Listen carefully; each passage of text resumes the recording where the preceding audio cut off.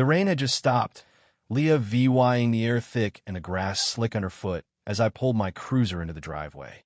My daughter, Lily, sat beside me, her hands cradling a gleaming trophy from the state science Olympiad.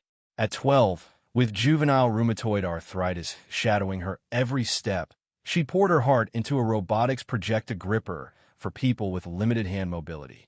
Her joints had been screaming lately, but she'd pushed through, and today she'd won first place. I was bursting with pride, but before we could even get out of the car, Helen Carver, the HOA president, came storming across our lawn, her fancy heels sinking into the mud. "Those green curtains you put up last week," Helen snapped, pointing at our house like she owned it. "They're not on Oakwood Estates' approved color list. And that bird feeder? Don't think I haven't noticed." Her voice was sharp, cutting through the moment like a knife. Lily froze, her fingers tightening around her trophy. I put a hand on her shoulder, trying to keep things calm. "Helen, we just got back from Lily's awards ceremony. She took first place. Can this wait?" "Rules don't wait, Mr. Harper," she shot back, scribbling on her citation pad. "This neighborhood has standards. You've had 3 warnings this month." I bit back a sigh. The warnings started piling up after my wife, Sarah, passed away from cancer last year. Being a single dad and the county sheriff didn't leave much time for HOA nonsense like lawn perfection or curtain colors. Lily's Dr. VY sits, my crazy work hours, and keeping our lives together came first. "Dad," Lily whispered, her voice trembling, "can we go inside?" Her steps were careful, her arthritis flaring up bad today. I nodded, guiding her toward the porch, but Helen wasn't done. "And what's that?" she barked, zeroing in on Lily's trophy. "Another unapproved lawn decoration?" Lily turned, confused. "It's my science trophy. I won for my gripper design." Helen stepped closer, her tone dripping with authority. "Anything VY Seibel from the street needs committee approval.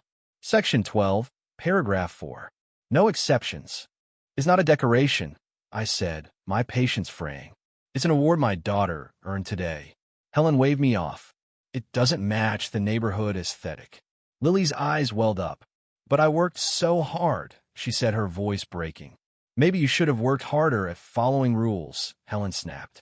Before I could react, she grabbed the trophy from Lily's hands. The sudden yank made Lily wince in pain, and I felt a surge of fury. "Give that back," I demanded, stepping forward. But Helen was already backing away. "This stays at the HOA office until you file for display approval." Then she tripped on the lawn's edge, and the trophy slipped from her grip, landing with a sickening thud in a muddy puddle. Lily let out a sob.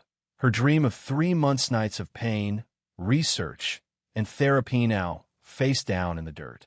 "Oops," Helen said, not even pretending to care. "You should clean that up. Yard debris is another V violation." Something in me broke, but years as sheriff kept me steady. "Helen, do you know what I do for a Lee VYing?" She scoffed, while VYing a hand. "Some security job, right? Doesn't matter. No one's above HOA rules." I reached into my jacket, pulling out my badge. "I'm the county sheriff, Helen. What you just did wasn't just cruel. It was theft and destruction of property." Her face pale, but she doubled down. "Don't be ridiculous. I'm enforcing rules. You can't arrest me for that." "No," I said, my voice low, "but I can arrest you for theft, destruction of property, and causing emotional distress to a minor." Her mouth opened, then shut, like she was grasping for air. I knelt, picking up Lily's muddy trophy and handing it to her. "Sweetheart, go clean this up inside. I need to talk to Miss Carver." Lily nodded, her hands shaking as she clutched her prize and headed in. Once she was gone, I turned to Helen. "Here's the deal. You're stepping down as HOA president, effective immediately." She laughed, but it was shaky. "That's absurd. I've been president for 8 years." I stepped closer. "And in those 8 years, you filed over 300 complaints, mostly against working parents, the elderly, and families with kids like Lily. I've got statements from neighbors. Did you think no one would push back?" Her face went red. "You can't force me to resign." I didn't blink. "Maybe not, but the audit I ordered into HOA finances might. Like the DO Law 15,000 meant for community landscaping that somehow paid for your new patio. Her eyes widened, the color draining from her face. Or we could talk about how you ignore violations by your friends while hammering everyone else. I'm a sheriff, Helen. Investigating is my job. She stumbled back. This is harassment. No, I said, my voice hard. Harassment is what you did to my daughter, who just wanted to celebrate despite levying with chronic pain. Harassment is making Mrs. Thompson cry over her late husband's rosebush. Her lips quivered. What do you want? Your resignation by tomorrow, I said. A public apology to Lily at the next HOA meeting.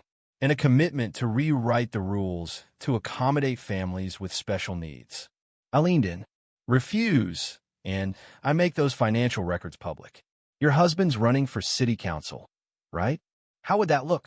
You're bluffing, she whispered, but her voice shook.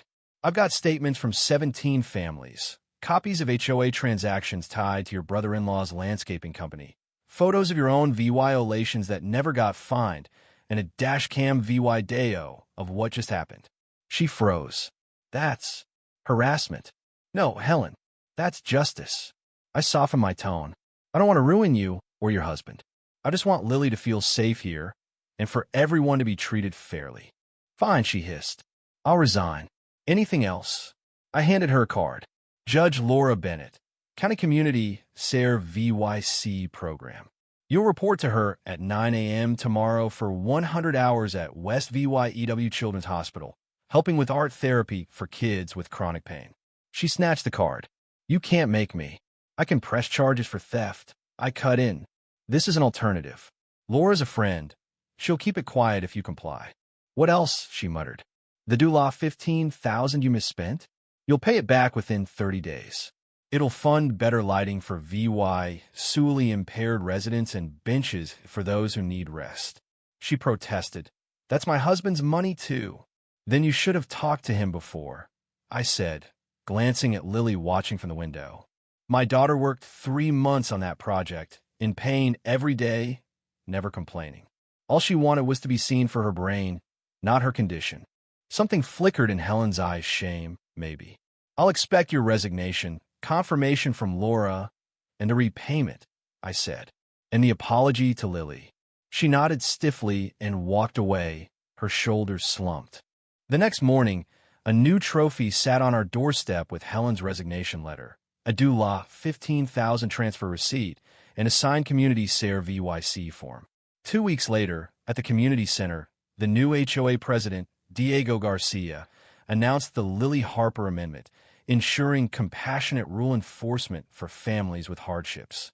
Lily sat beside me, her trophy on her lap, her joints aching, but her smile bright. Did you know this would happen, Dad? She whispered, eyeing the packed room neighbors like the Thompsons and Patels, all once targeted by Helen. No, kiddo, I said. I just wanted her to say sorry. Helen was there, in plain clothes, on day 12 of her SARE VYC. Judge Laura told me she'd been engaged, even asking to volunteer beyond her hours. At the meeting, she caught my eye and nodded slightly. After Diego's speech, neighbors whispered about Helen, some avoiding her. Public shame hit her hard. But Mr. Thompson, fined for his wife's memorial garden, approached her. Heard you're working with kids at the hospital, he said gruffly. Helen nodded. It's eye-opening. He cleared his throat. My Ellen was an art therapist. I bought her old brushes for kids with grip issues. Might help. It was a small gesture, but it meant something. Then Helen walked up to us, hesitant. Lily, I saw your gripper at the district showcase. It's incredible. Lily blinked, surprised. Thank you, Miss Carver. Call me Helen, she said. My nephew has arthritis. Could you share your research with his therapist? Lily's face lit up. I'd love to. I've got my notes at home. As we left, I saw Helen helping Mrs. Patterson down the steps, her arms steady. People can change, I thought. Sometimes it takes a muddy trophy and a sheriff's badge. But mostly, it's a 12-year-old with a brilliant mind and unbreakable spirit who shows a neighborhood what strength really is. On the drive home, Lily stared out the window. Dad, will Mom be proud of me for forgiving Helen? My throat tightened. Your mom always said holding on to anger is like drinking poison and hoping the other guy hurts. Yeah, she'd be proud. Lily smiled, clutching her trophy. Then I'm glad it happened this way. So was I. The real wins aren't always trophies. They're change hearts, second chances, even for HOA tyrants who toss dreams in the mud. And yeah, sometimes being the sheriff doesn't hurt. What do you think? Was Helen's punishment fair? Or did the sheriff go too far? Should Lily have forgiven her so easily? Or was her compassion a mistake? Drop your thoughts below, hit that like button if this story got you fired up, and subscribe for more tales of justice and redemption. Where are you watching from? Let's get this debate rolling.